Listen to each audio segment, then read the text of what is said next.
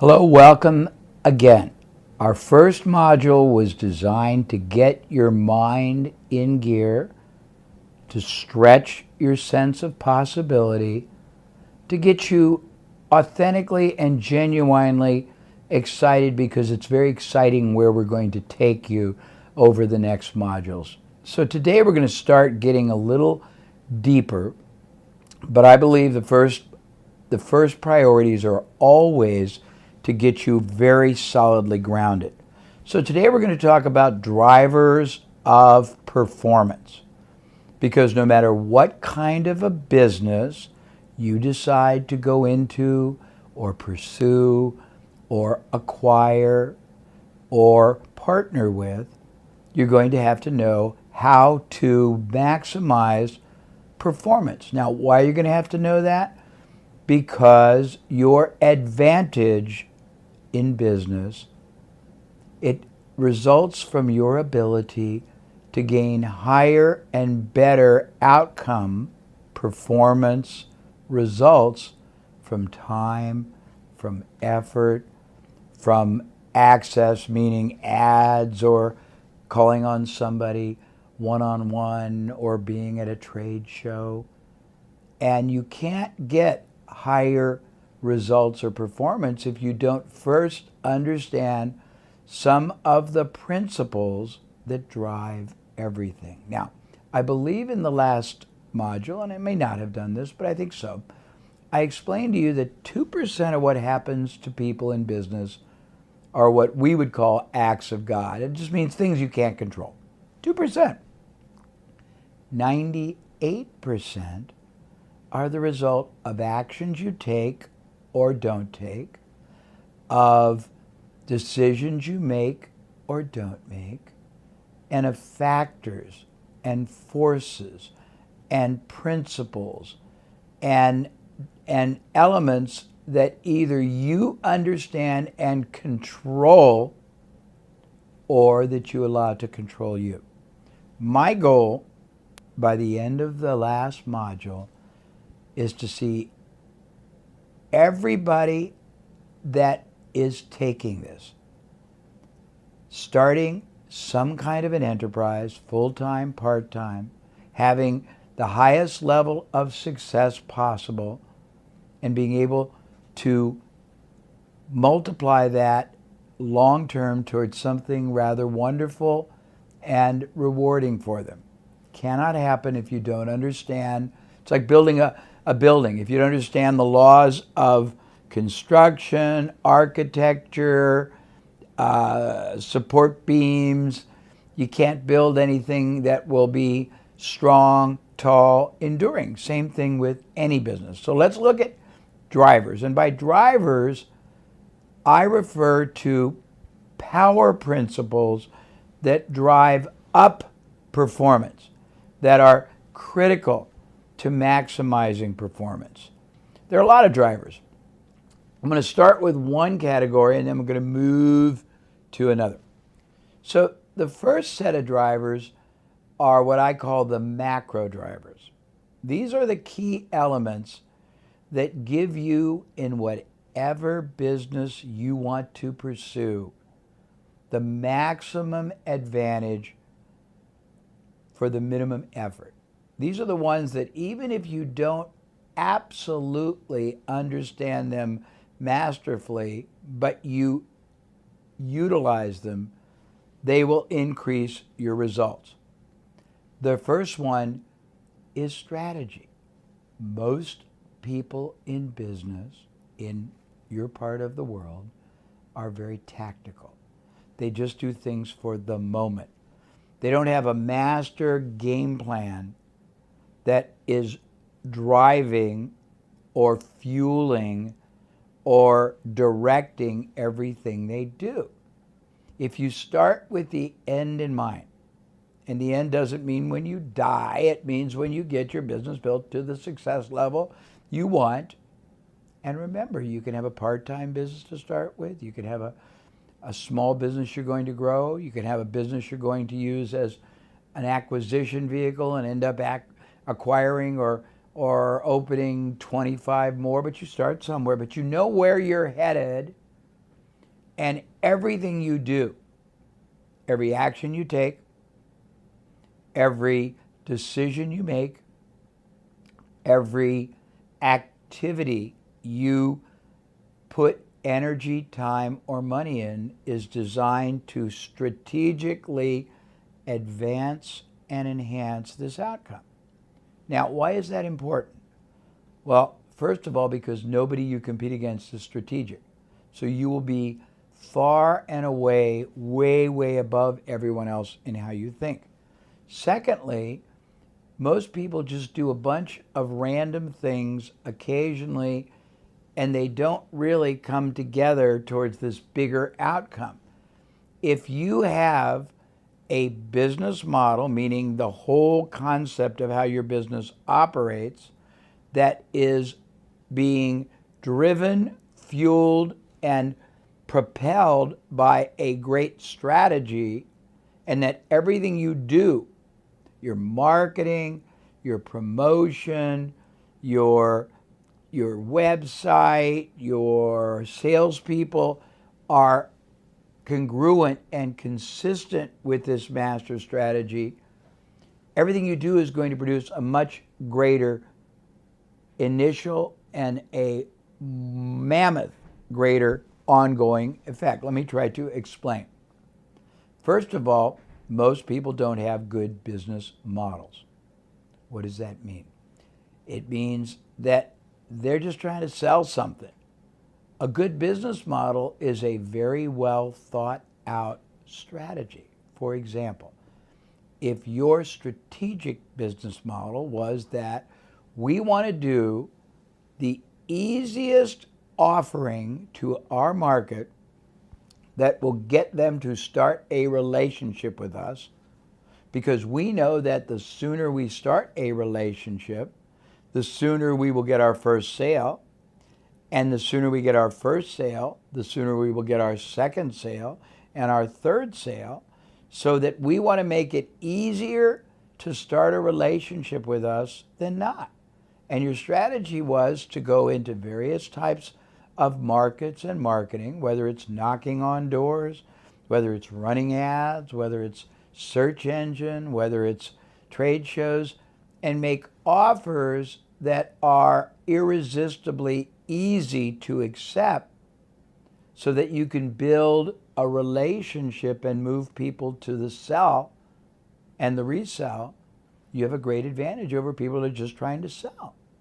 If your business model is to get people started easily and non-threateningly, move them to the first sale, add, if you have multiple products, more products to that first sale, add, if you have a product that is highly reconsumptive, meaning they buy it, they use it, they buy it again, ongoing structure that helps the buyer, the client, keep buying over and over again, add more products or services so that they buy longer periods and they buy more things and you make more profit.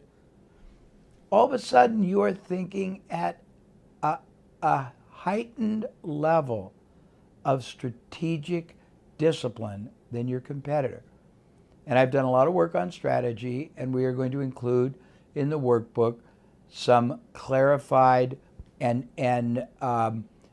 deeper discussion. But I wanted to start because there are all these drivers, we call them leverage points or impact points, that if you understand them, they power up, they catapult up not just the performance, and that's very important, not just the result, that's very important, not just the profit, that's very important, but your probability of being successful. I've created in my life a multitude of different sets of principles, sets of marketing laws, sets of high performance distinctions. But one of the ones I created 20 years ago was very simple, very self-evident. but very infrequently practiced. It was the following: make success a higher probability in everything you do than failure. Now, that seems so obvious, but people make failure a higher probability in everything they do than success because they don't know how to think strategically and they don't know how to think critically.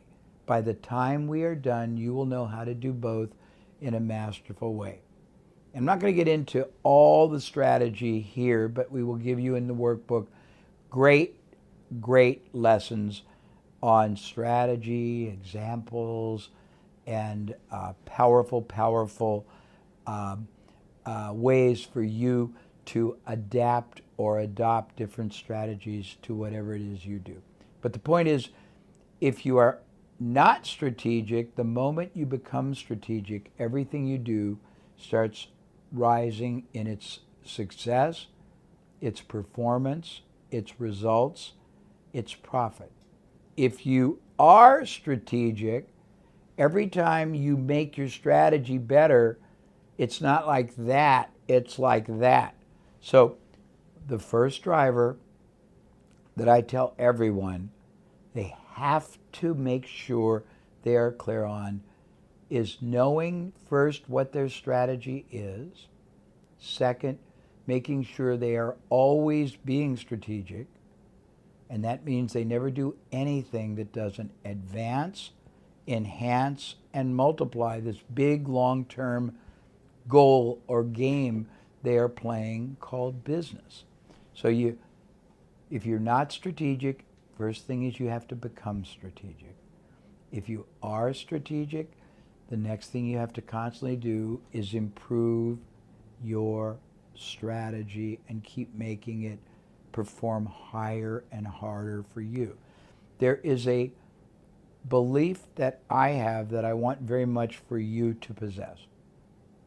Either you work very hard for your business, which is what most people do, or you create purposely, you engineer intentionally, you mastermind thoroughly a business model strategy that works harder and harder for you. It's totally possible. But you can't just wish it. You have to understand these forces, these factors, these decisions, these actions that you need to take or control. So change your strategy or become strategic, and you will positively change your results. In the workbook, there will be an example. Next is change your marketing, and you will change your results.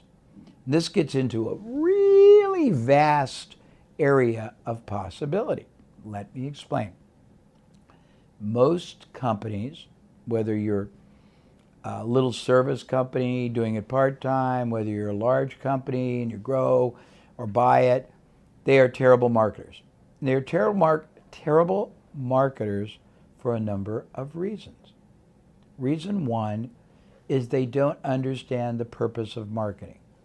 Reason two, if they understand the purpose of marketing, they don't understand how to engineer and how to communicate their marketing message in a powerful way that causes the prospective buyer to be positively impacted and want badly to start a relationship.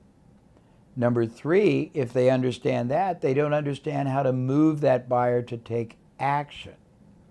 Number four, if they understand how to get them to take action, they don't understand how to keep them taking action. Number five, most people don't understand the laws of marketing. So let me give you a little bit about marketing. Again, we're talking about high performance drivers. Strategy first, marketing second. So let's get into this a little bit. And in the workbook, you're going to see the 3-way to grow a business model. You're going to see the Power Parthenon model. you're going to see some of the very different ways that you can apply each of the 3 ways to grow a business, and you're going to see the advanced 3 ways to grow a business. But I am going to right now share with you a little bit about that. So most people come to me and say, oh, Jay, there must be 1 trillion ways to grow a business. And my response is always, actually, there are 1 trillion tactics that are available and can be compartmentalized into 3 basic activities. There's only 3 ways to grow any business. 1 is you figure out how to find and convert more prospects to buyers. Number 2, you figure out when you convert prospects to buyers, how to get them to buy larger units of purchase each time they buy. Number 3, you figure out how to get buyers to keep coming back more often to buy more. And if you don't have a lot of other things to sell, you figure out other complementary products or services that you can either acquire, get rights to, do private label, or joint ventures so you have ongoing revenue. The goal of a business is not to keep finding new buyers all the time that never buy again. It's to keep finding buyers who come in, start buying, buy again and again and again. And so you have a base and keep doing it, so you keep building that base higher and higher so that you create predictable future revenue that you have certainty will keep coming in for 2 reasons. 1, that's your security. That's your financial solidarity. But number 2, a business that has predictable ongoing revenue has value to others. So not only are you creating for yourself a significant income that is predictable and recurring and sustainable, you're creating a massive wealth asset that you could sell to anybody else in the future because it has predictable future revenue. Now, I don't want to get too deep because in the workbook, we show you the 3-way to grow business model, and we show you how unbelievably powerful the leverage is in working them all. Let me talk about the power Parthenon because it is equally as important, and it is very rarely understood or practiced by anyone. So the power Parthenon is a very simple but a very powerful way of not just doing business, but owning the category of business you do.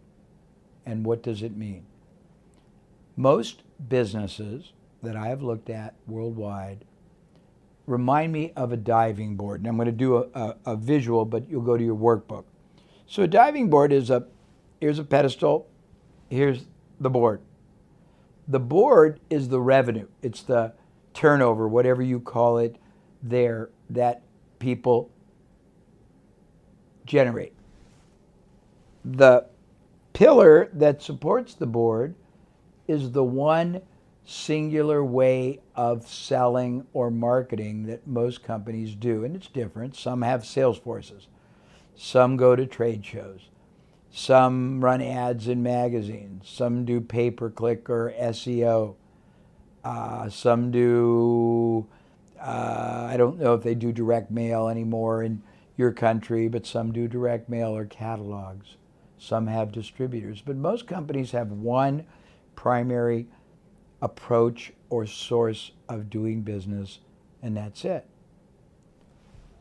If anything happens to that source, the competitor pays more to get access to marketing, or a competitor hires away your top salesperson, or your top salesperson quits and either does something else or quits and competes against you, if that's the only way you're doing business, you're compromised. So what I try to get everybody I ever help to do, and I'm going to be heartfelt to get you to do this with any business you start, create, buy, partner with, is to create multiple pillars that reach your target market from many different ways. In your workbook, there is a very strong example, and it's just for reference. There's lots of ways you can do it, but if, for example, you started your business just by either having yourself or someone else be the salesperson, and that was the only way you generated business, you would want to try to add many more approaches, and let's call them pillars.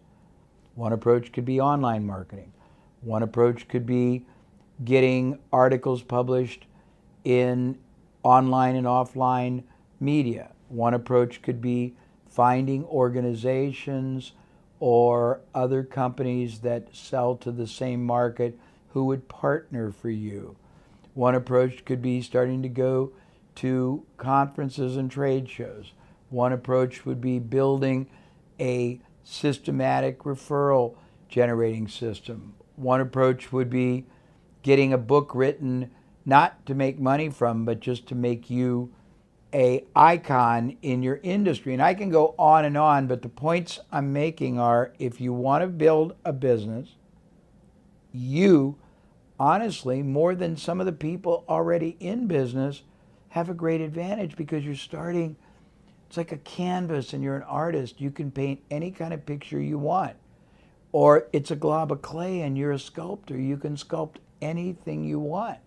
And if you start with the knowledge that the competition doesn't have, if you start with the commitment to only do things that have a much, much higher success probability, you already are way ahead. Now, we're still talking, I'm trying to show you how easy this will be once you put it all together. And I also want to tell you that I need time to build this right.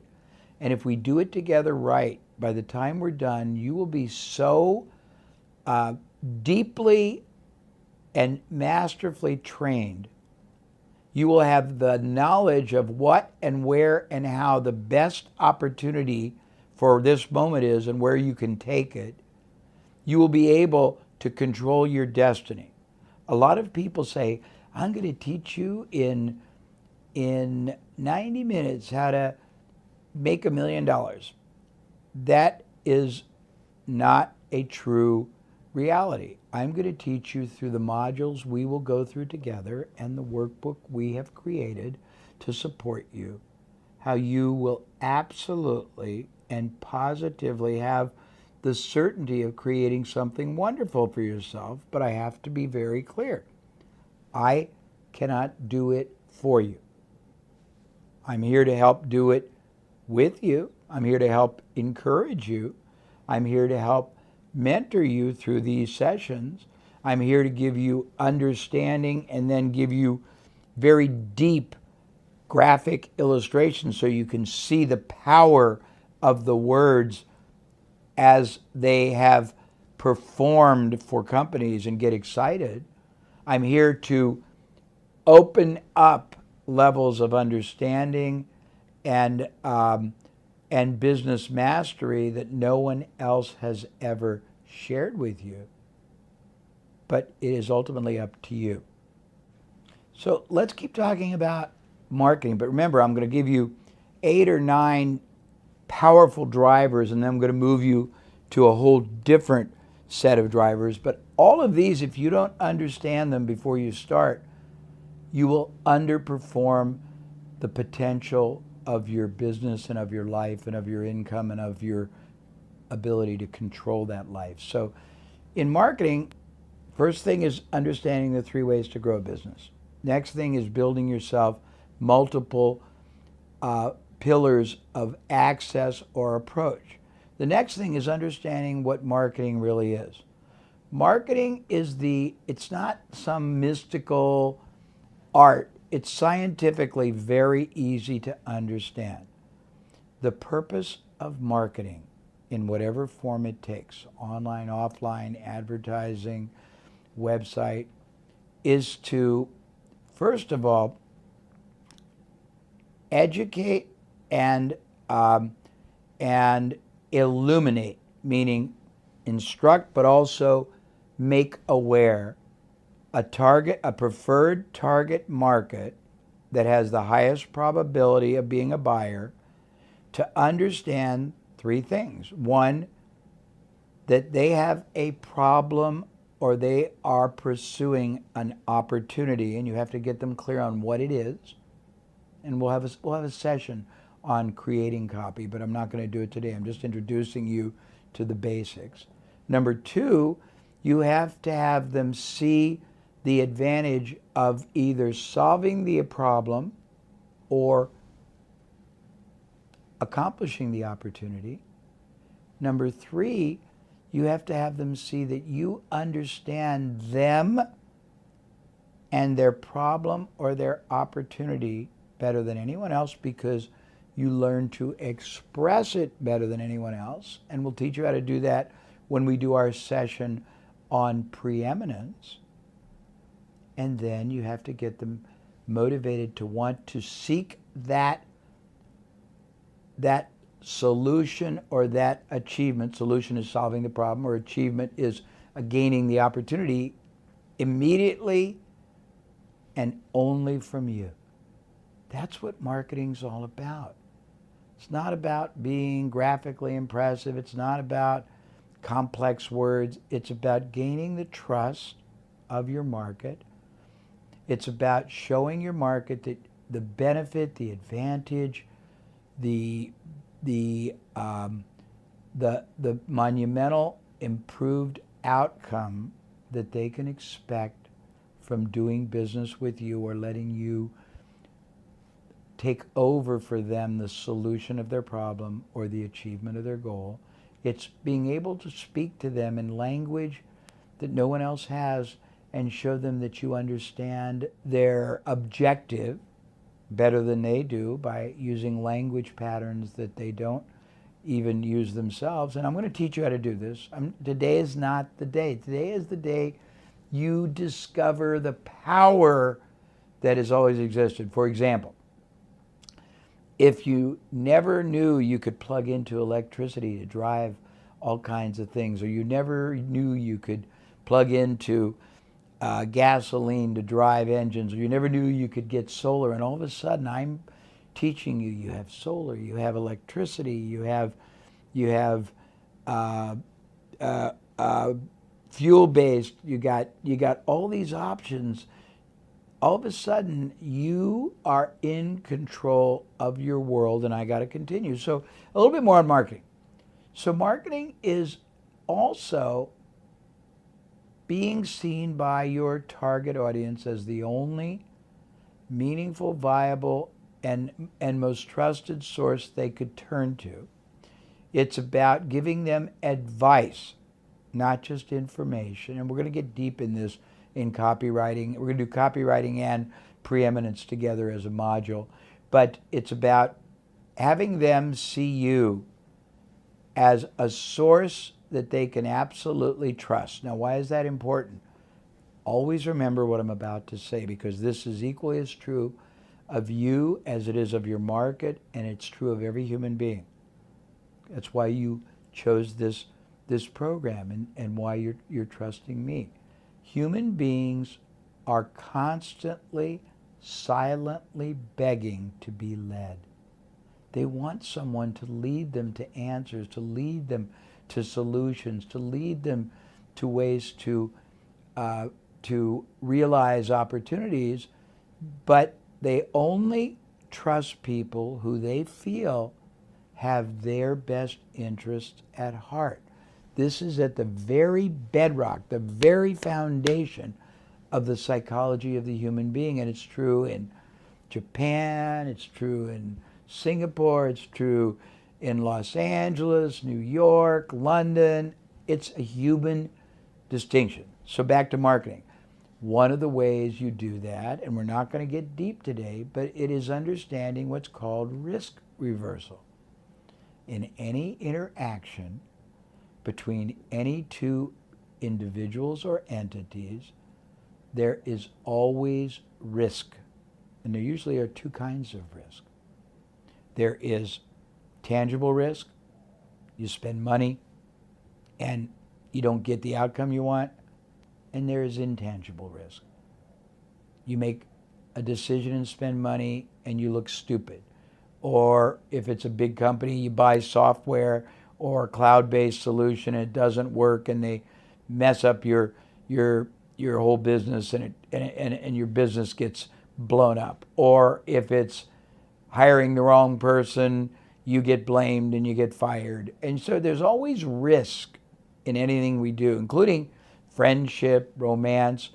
If you can understand what the most tangible and intangible levels of risk are, that very probably both consciously and subconsciously occur to your prospective market. And this also applies to growing your career, which will be another bonus section we'll talk about if you decide you don't want to be an entrepreneur. But I would say entrepreneurship is more fun.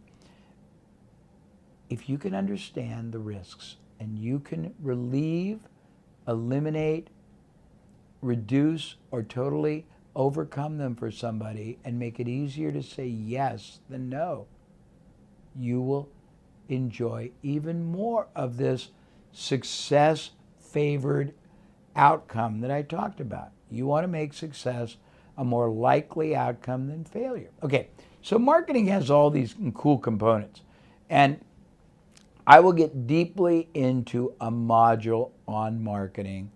But remember, this segment is merely showing you where you have what I call enormous upside advantage, upside leverage. By the way, I think I said this in the first module, but maybe I didn't. And if I did, it's worth hearing again. Your job in business is to put the maximum ethical advantage in your hands and move the maximum ethical disadvantage to your competitors or to the alternative competitors. What does that mean?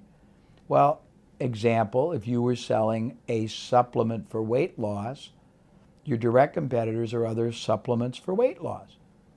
The alternative competitors are people that sell other means of losing weight. Personal trainers, videos, books, gyms, exercise bikes, other equipment. So you have to be able to understand advantage, disadvantage, opportunity, problem solving, both.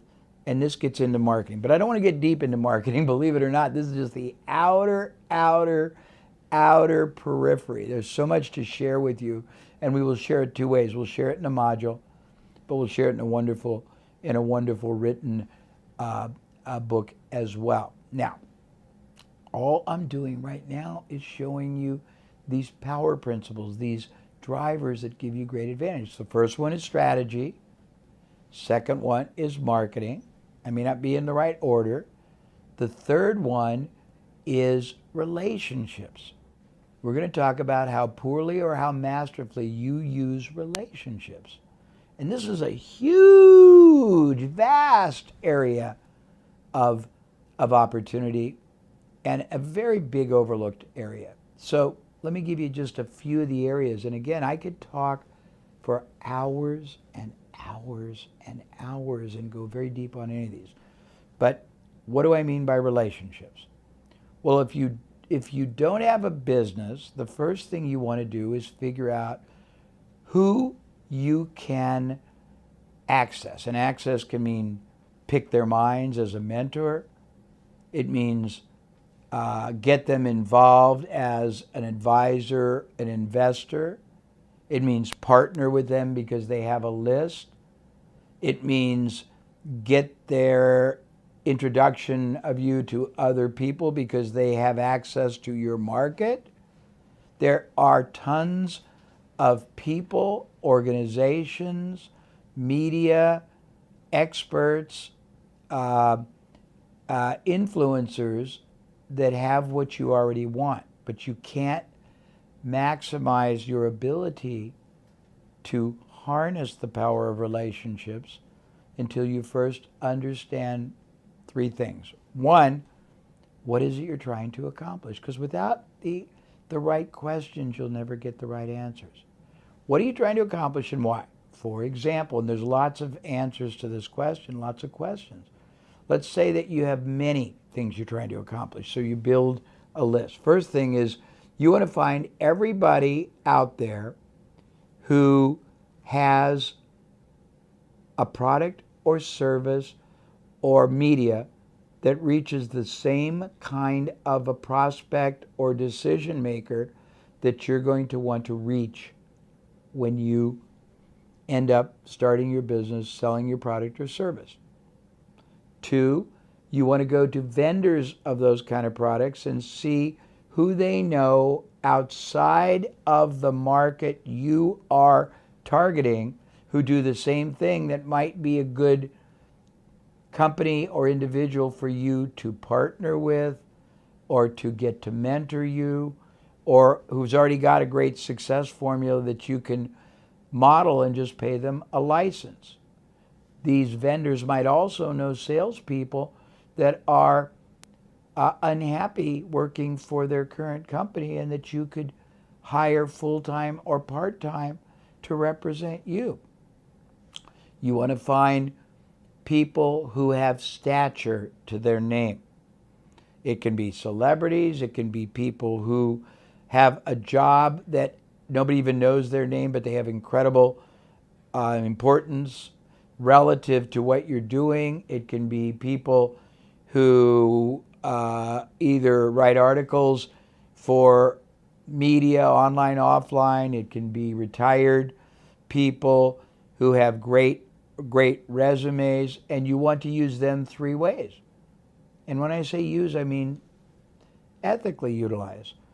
You want to see if they'll become advisors to you and let you use their name in your marketing and promotion so you have credibility. You want to see if they'll be advisors to you and give you insights and guidance you don't have. You want to see if they'll be advisors to you and give you access to their networks of relationships. The next thing you want to do is figure out what skill sets, what abilities you have and you don't have. Why?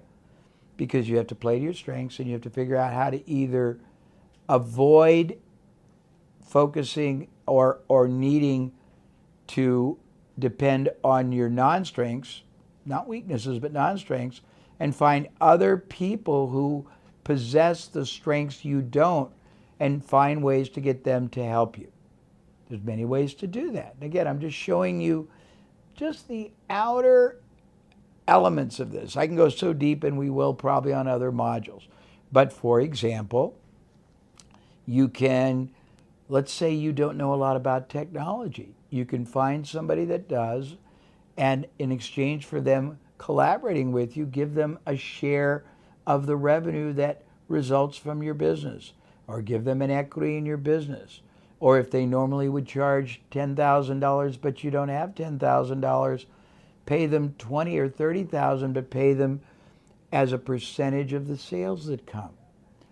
You want to get a mastermind alliance. And this is similar but different to advisors.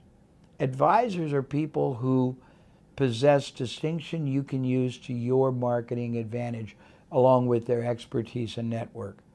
Mastermind alliance is the process of going into your community or going into your country or going anywhere in the world and approaching various people who are far more successful in a very broad and diverse number of fields, industries, commercial, political, sports, and asking them to become part of your mastermind alliance.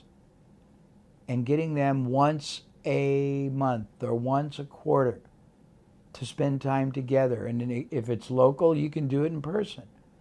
If they're all over your country, you can do it by Skype or by whatever. We use Google Hangout, but there's lots of different vehicles. Or if it's all over the world, you can do it by Skype or by conference call or any other device. But you want to tell them what you're doing. You want to tell them how you're doing it. You want to tell them the goals of what you've got for your business, and you want them to give you ideas. Ideas about how to do it better, how to do it faster, how to do it safer, how to do it with more effectiveness, because these people have been where you are trying to go. And you want to do all this before you even get started. Why? Because by taking advantage of all these drivers, of all these power principles, of all these catapult or springboards that will propel and hurdle your success probability higher, everything you do will perform better. Everything you do will be less unsuccessful, and that's your goal. Remember, maximum advantage in your hands, maximum disadvantage in other people's hands. So in terms of relationships, you also want to decide, what are your strongest skills? Why do you want to know that? Because you might have within the skill set many different business advantages. Let me give you an example. Let's say your skill set is making and solidifying great relationships, whether you're a salesperson or a networker. Well, you have a lot of choices once you identify that skill. Choice one is to do something as your business that's based on making relationships or selling. Choice two is taking that skill set to another business that doesn't possess it and working out an arrangement where you do that for them, but you don't just get paid a salary or a commission. If you do it successfully enough, you earn ownership in the business. You earn equity. Another approach is to take what you do and find other people that do what you don't do and bring them together for a business. But you can't do any of this until you identify skills and non-skills. Let me continue on relationships because it's really amazing. If you start a business, or you can go to anybody's business, if you analyze three things: where they get their buyers, how many different, let me see if I can use the simple terminology, how many different buying cycles there are within their buyer base, and I'll explain this in a minute. And finally, concentrations of types of buyers that that company doesn't know about. You can help them specialize. Let me give you an example. Most businesses don't have a clue of the following. They don't know what kind of buyers are the most valuable. They don't know what sources of buyers are the most valuable. They don't track what kind of buyers buy the most often or buy the most things, what buyers are the most profitable. And why is this important? Because all buyers are not equal and do not deserve the same amount of attention or investment. But you can't know until you analyze. Most people don't analyze. And when you analyze the data, and the data means you look at the buyers that a company has. You can go to a company and say, I'm going to find you hundreds of thousands or millions of dollars of opportunity you didn't even know exist. And as you're doing this, you're learning how to do it for all kinds of other people. You're learning where you can do it permanently for that company or lots of other companies like it around the country, around the world. But here's what you will find. You will find that certain types of ads or certain types of marketing or certain sources of marketing produce either a higher or a lower quality of buyer. This is very interesting. Certain kinds of marketing may actually produce somebody who's more profitable right away, but that buyer may not buy as many things for as long a time as somebody that came from another source. And if you don't know that, you might think, hey, the buyers from this magazine are great, when in fact they're only great because they make you profit one time, but they don't buy over and over again. Another source of buyer, maybe trade shows or your blog readers, might be less profitable initially, but buy more things more often for longer, but nobody knows that. Finally, you might have a category of buyer. Maybe for whatever reason, the product or company or product or service that a company, and I'm assuming you're working with another company because you were talking about starting a business, or you're looking at buying someone's business, so you want to analyze this before you buy. They may accidentally and unknowingly have a huge number of doctors as their buyers, even though they don't sell to doctors intentionally. Well, if that's the case, you know that that product or service really appeals to doctors. You can start targeting doctors. But this concept of relationship leverage, of maximizing relationships, is profound. It's enormous, and it goes even deeper.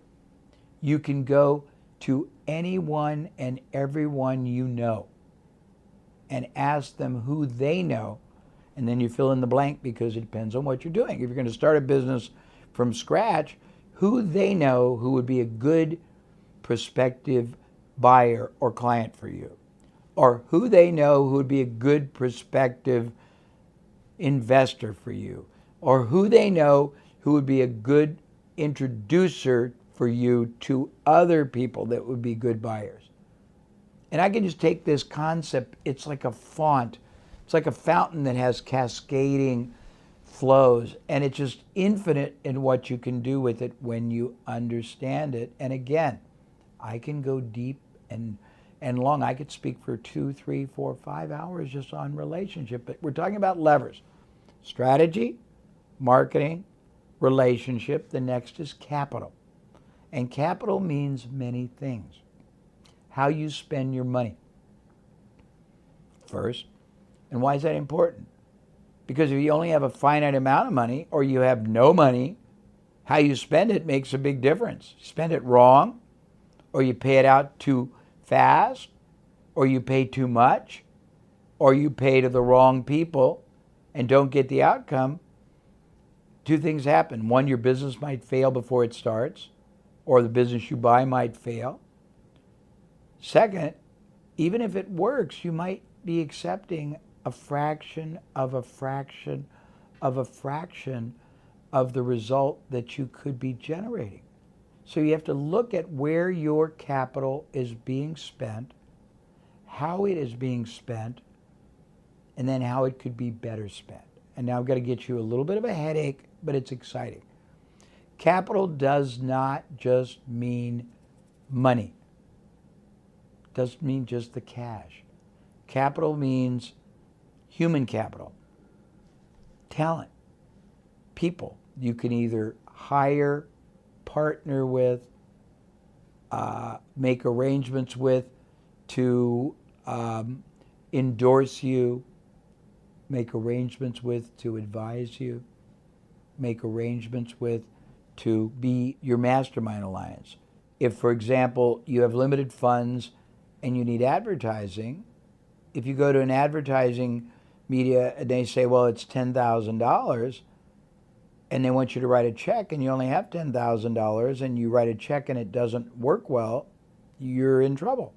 But if you go to them and say, let me pay half now and half in 90 days, you've just preserved $5,000. If you go to them and say, I'll pay you $20,000, but I'll pay it at the rate of 30% of every sale that I get until I've paid that to you. Or if you go to them and say, I can't pay that, but if you'll run ads for my product or service when you have available unsold advertising, I'll give you 50 or 60% of the sale. That changes the dynamic. If there is a media, it can be pay-per-click, can be banners, can be magazines, radio, that you know works, but at the rate they charge, it won't work for you. It'll be too expensive for the result. You've got a lot of options with your capital. You can, number one, negotiate lower rates. Number two, do what's called a guaranteed sale. If a radio station, for example, said, we want $100 a commercial, and you had $10,000, and that would only buy you 100 commercials, you might say, I'll tell you what, I need to get $30,000 worth of sales, and I will pay the $10,000, but you need to guarantee me that if the $10,000 doesn't produce the $30,000 of sales, you'll keep running ads for me until it does. And you can negotiate. When you hire people, you can move part of their compensation to performance, so you're not paying as much initially, and you might pay twice as much ultimately, but you won't care because they're being paid in direct result to the profit they make you. We talked about intellectual property. You might have a skill set. Let's give you some examples. You might be better at selling a certain industry, a certain kind of product or service, and you can take that skill set and offer it to a lot of other people that want to use it and have them pay you a fee plus a percentage, whether you sell it yourself or whether you teach their people to do it. You might have a technology that you've created that can be repurposed to lots of other industries. You might be able to go to companies outside of the market you want to target for whatever business you either want to start or buy, and you might be able to arrange to use that other company's proven selling system or advertising or operational system or inventory control system. It just gets very exciting because you do not have to do anything on your own, and you do not have to spend money you don't have. You don't have to spend money unwisely. You don't have to spend money at all if you understand these options. And when I say capital, capital is money. Capital is opportunity cost. What does that mean? It means when you finally complete the modules in this program, you will realize that you have a number of options, opportunities, possibilities. For example, you can look within and say, here's my skill. I'm going to start part-time a service where I make my skill available to other either consumers or companies. And then you could say, I'm going to do that and either grow that, or I'm going to do that until I grow $100,000 so I can buy another business. Or you can buy a business that is struggling, but you analyze they have terrible marketing, they don't use their relationships, they don't try to get their buyers to buy easier, buy more things, buy more often, and you can acquire that kind of business not for writing a check right now, but for paying the owner a larger amount than the business is worth right now, but paying him or her out of the revenue you generate once you take over. You can buy into a business by adding more revenue streams or profit centers. As I said, if a company doesn't have a sales force and you can sell, you can go and say, I'll build a sales revenue stream and I want half ownership in all the profit that comes from it.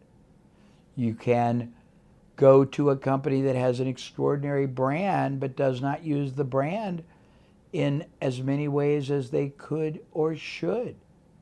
And you can say, I want to create new applications or new ways to use your brand. License people, create products or services that take advantage of the brand, create products or services we can sell to your distribution network. I can go on and on, but the important point is you will have so many options that the most important decision you will make is opportunity cost. What that means is here's where you are right now. When you realize what's possible, you can be, and this is as high as my short arms will reach, but I'm trying to reach to the ceiling. You can reach for the stars long term, but trying to catapult is hard. Taking easy, safe, high success probability steps are extraordinary.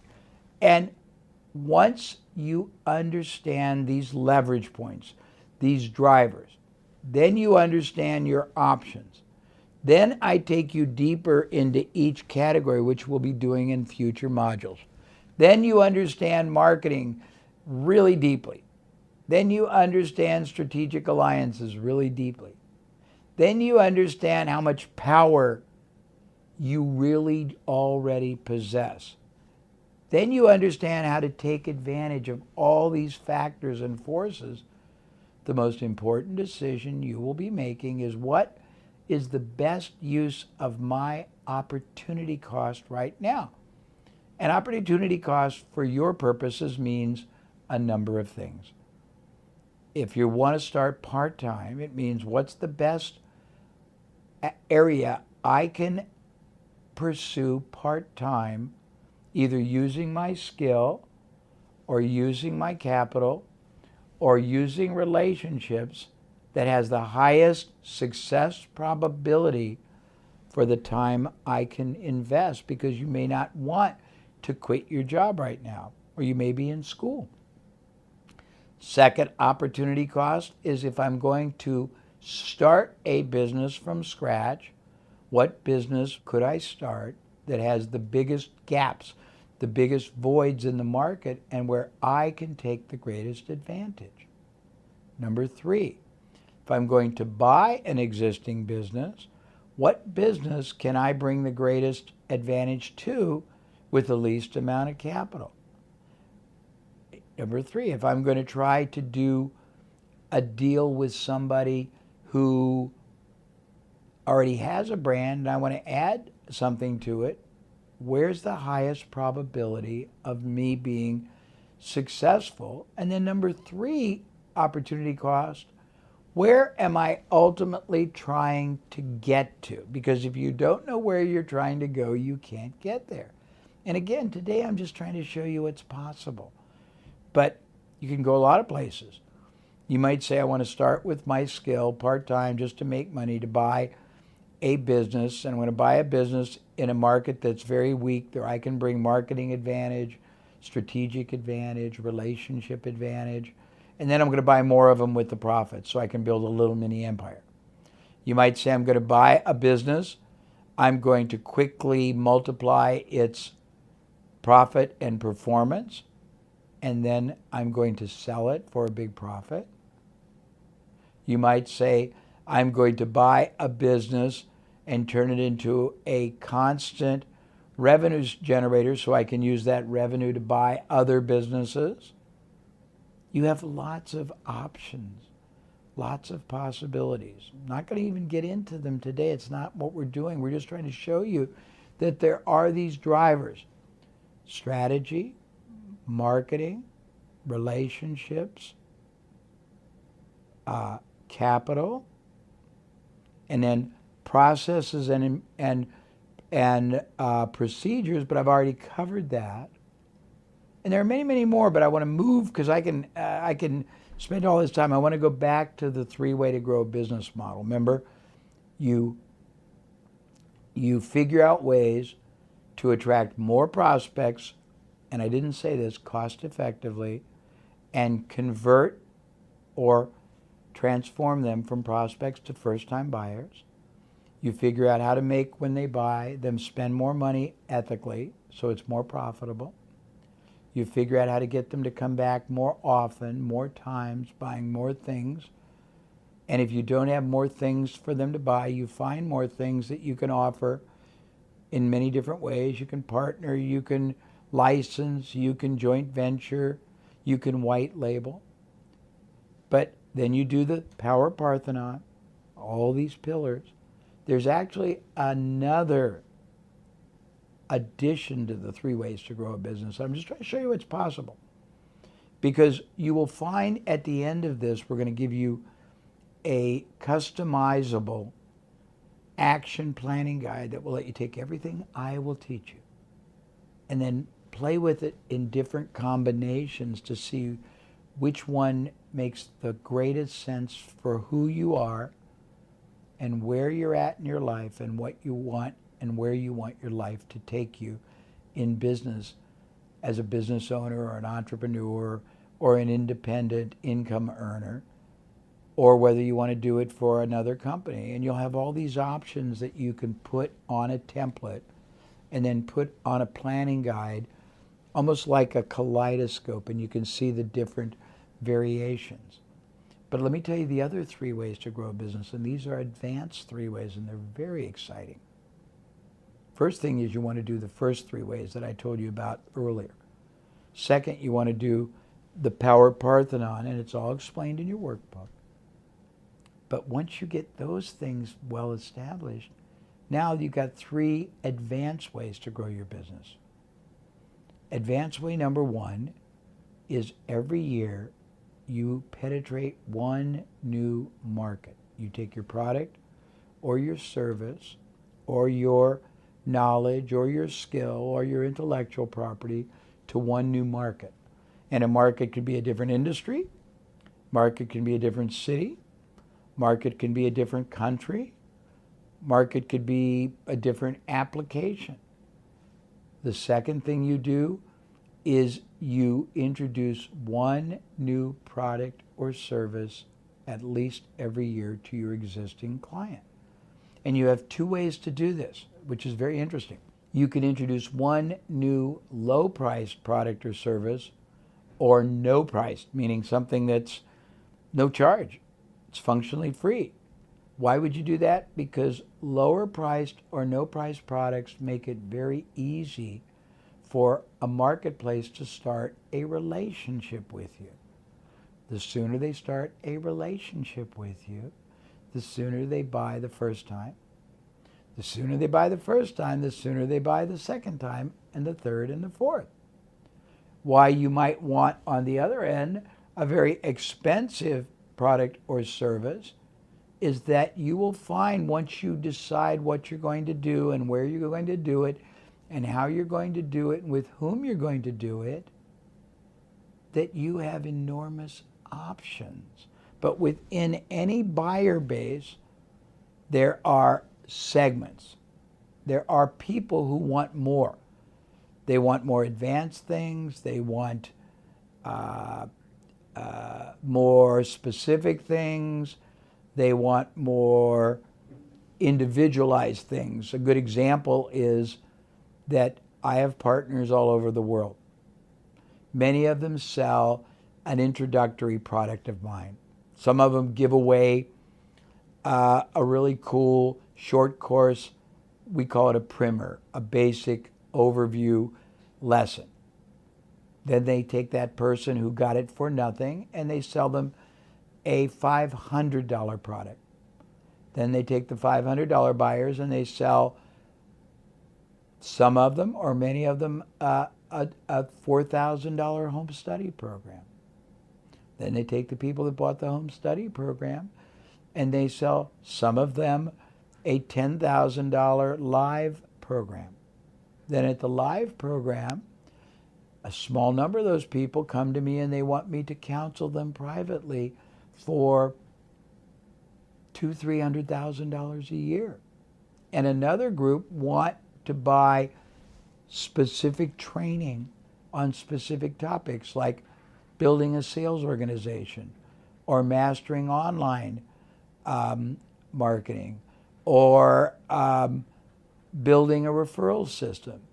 And I'm not trying to give you a headache. I'm trying to vastly excite you and motivate you and encourage you and assure you that if you want success as a business owner, an entrepreneur, it is within your power.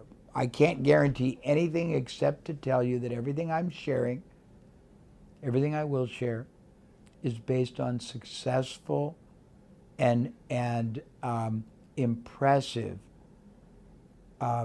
achievement by people either I have helped or my colleagues have helped.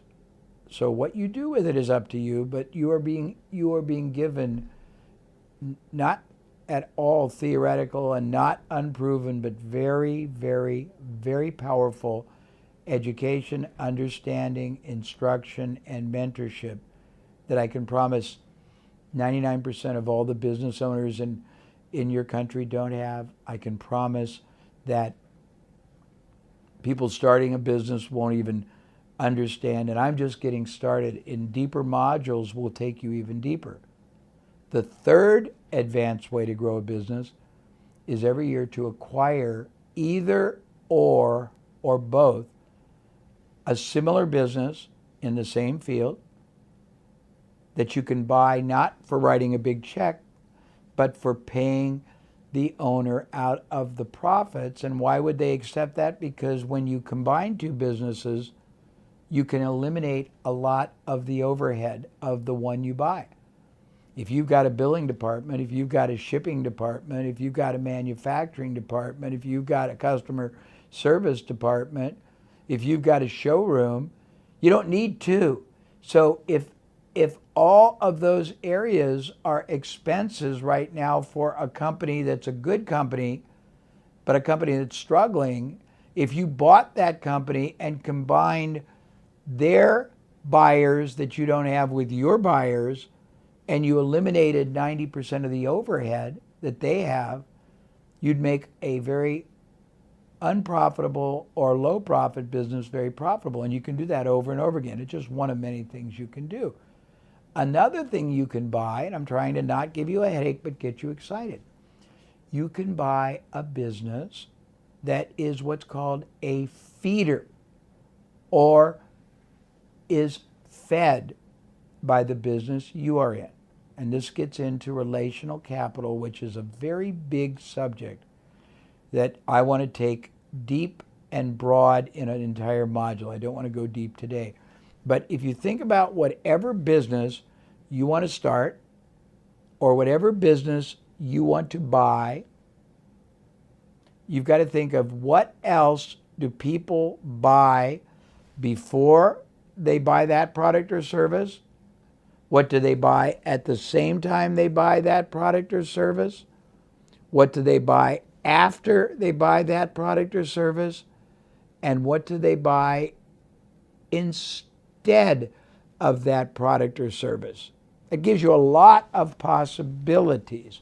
Once you identify those possibilities, you now have a number of other businesses you can acquire or start that either would feed your business, because they will bring people to you who are ready to buy your product or service, or your product or service is the first thing they do when they're buying something else, so you can feed that business, and it all becomes synergistic. It all becomes connected, and everything feeds one another. And I'm giving you very cool thinking, and it may seem like too much, but please don't get overwhelmed. I'm giving you the vastness first, then we'll break it down into little parts, then we'll evaluate at the end everything we've learned, then we'll figure out how to take what we've learned and do like a Rubik's Cube or a kaleidoscope and give you the understanding so you can figure out exactly and precisely and joyously what to do first and where you want whatever you do first to take you to long term. So please, please, please just enjoy this process, because I'm not trying to confuse you. I'm trying to excite you.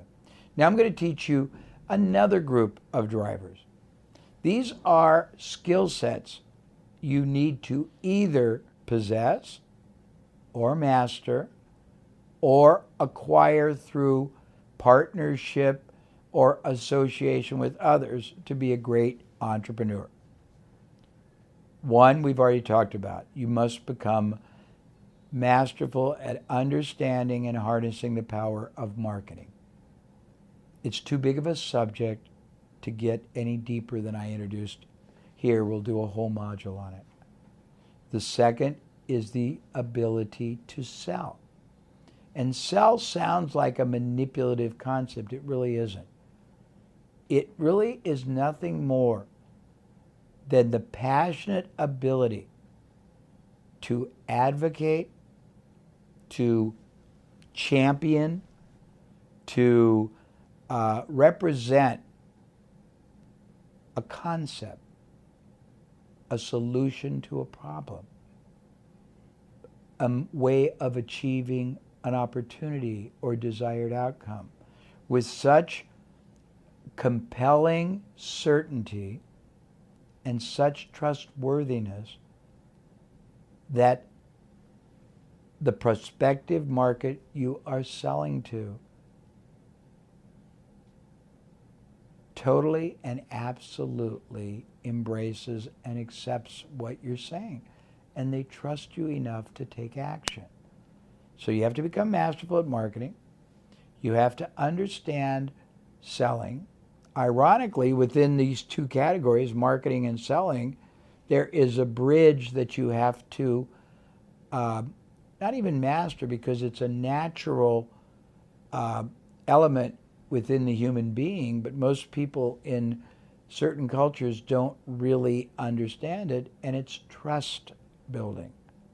There are 13 characteristics to trust building, and I will share with you all of them. Again, I'm not trying to tease you, but they're too important to just give you a little bit. I'll go through every one of them, and we will do them in a way that truly and clearly shows you how to possess the absolute most powerful level of trust with everyone you deal with. Now, why would you want that? Let me tell you why. A very good friend of mine who was a partner with Stephen R. Covey, who wrote The 7 Habits of Highly Effective People, and who is still a partner with Stephen M. R. Covey, who together they wrote 2 books about trust building, did research.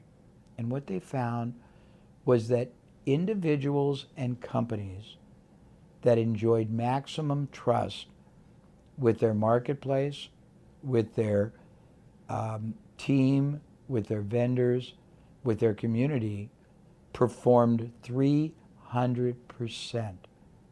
higher, more profitably, more predictably than people who didn't.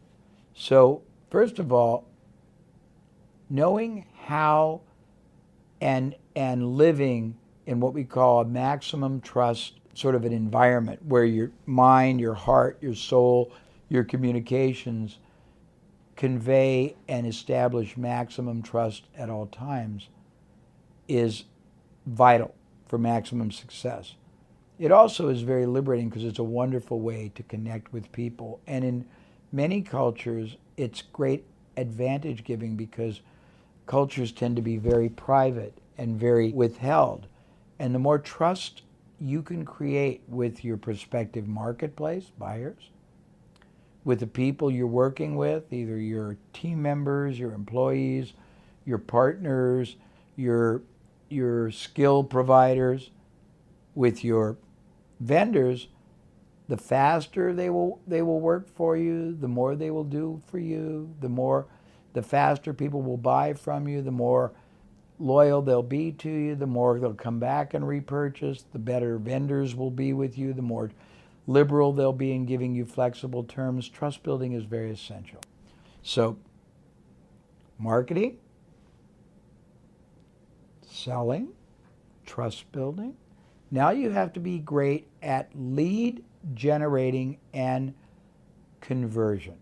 What does that mean? It means knowing how to go and target the best market sources which represent the highest probability of buyers for you, knowing once you've identified that source, and why would you want to do that, by the way? Because why would you want to go to a bad source of low probability buyers if there's a source of high probability buyers? So you want to, first of all, learn how to target the best sources.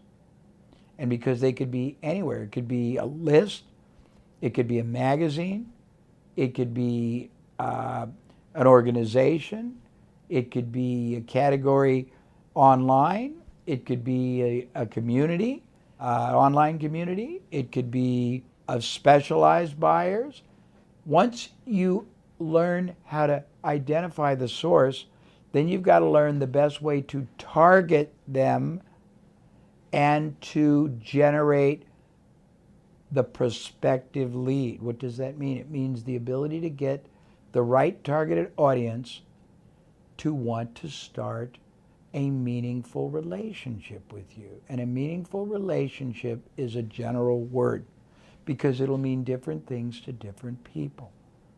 For some people, it will mean just starting to receive their educational material because you have an intangible product or service that takes a long time to sell.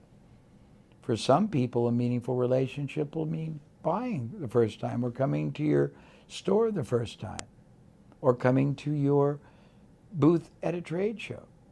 For some people, it'll mean getting people to read your blog or listen to your podcast. For different people, it'll mean different things. But the first step is knowing where the best source is. The second step is knowing how to access, how to reach that source in a way where they will want to respond and start a meaningful relationship. The next step, depending on your definition of a meaningful relationship, and I'm sorry that I can't give you one definition because depending on the business you're in, the product or service, the market you are sourcing and targeting, it's a different meaning to different people. Then you've got to become masterful at converting, at moving that person from a meaningful starting relationship to a meaningful buying relationship. And each of these have different elements. None of them are as hard as they sound. All of them take understanding and explanation and education, and each of them really could deserve a full module. I'm not going to do deep on any of them today, but I promise that we're going to create either full modules or sub-modules on each one so that you're not confused, so you have enormously greater understanding and powerful control of all of these, so you have the ability to choose and select and incorporate what is appropriate for you. But just right now, you have to understand, you got to be a great marketer, and a great marketer doesn't mean art, it's science, so you can understand it. There's ways to construct it, engineer it. There are proven ways, and if you do it reasonably well, you will be very, very successful. You've got to become a masterful sales and trust building, and that's not manipulative, so don't be at all intimidated or concerned. You've got to be masterful at targeting the right source, at moving that source to want to take action to have a meaningful relationship. You've got to become masterful at turning the first level of meaningful relationship into meaningful purchase. And then you've got to become masterful at knowing how to sustain and continue that purchasing relationship so that the investment you have made in targeting them, in moving them to a starting relationship, pays dividends and profits over and over and over again to you for an enormous period of time.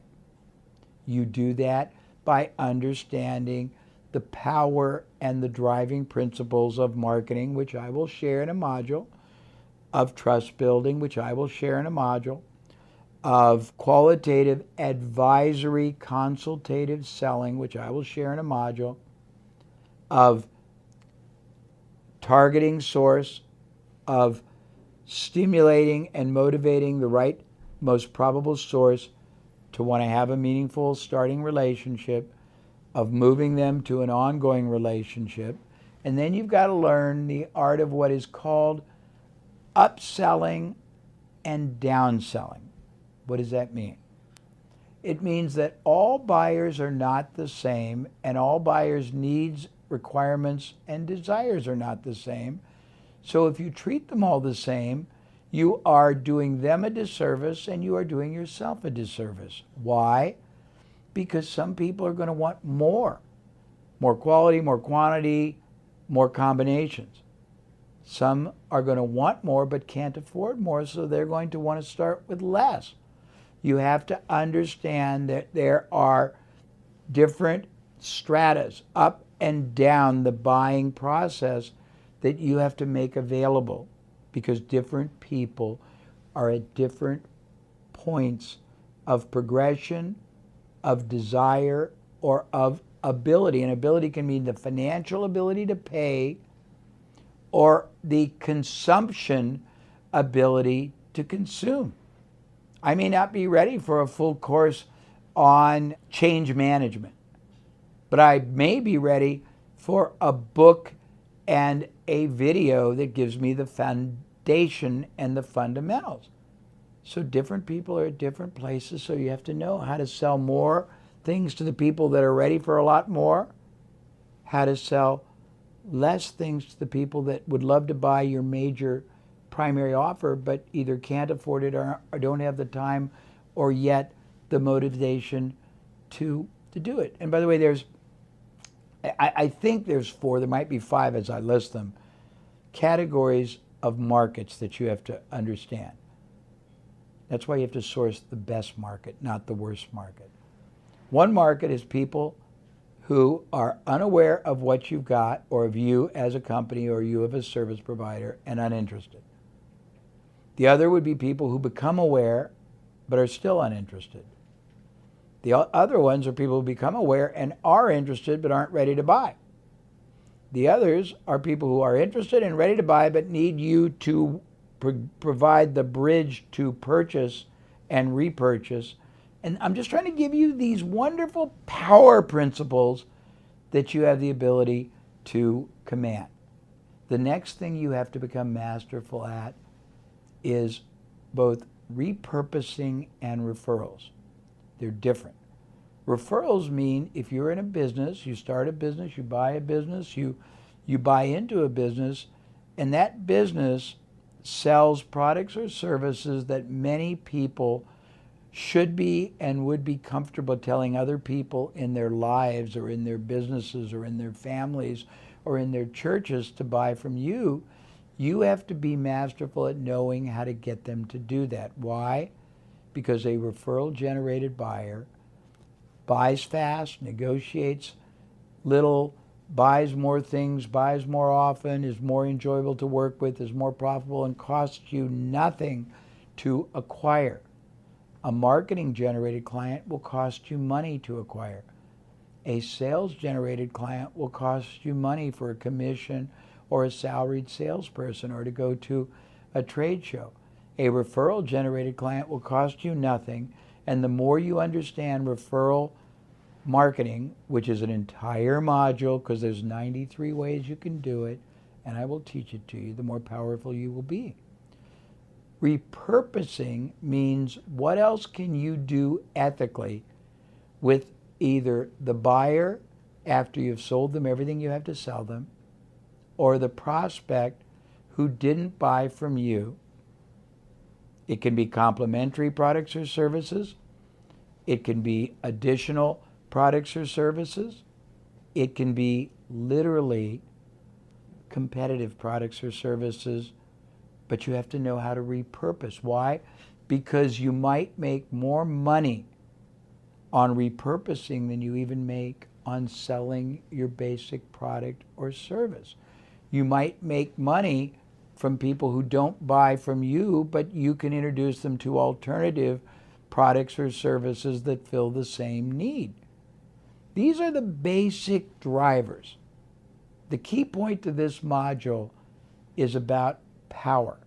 It's about giving yourself the power to understand the game of business that's being played in a way that's much more knowledgeable, much more certainty-based, much more powerful, much more success probable than your competitors.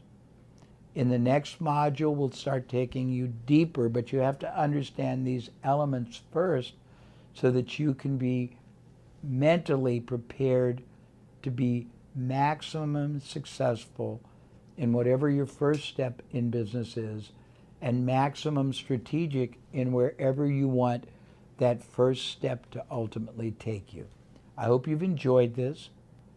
It was not intended to confuse you. It was intended to liberate you and get you excited. So thank you, and I look forward to the next module we share together.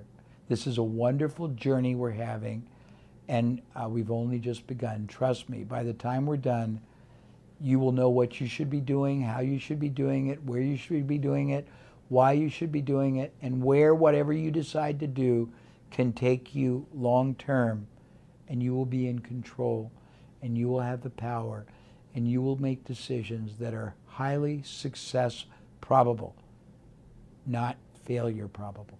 Thank you.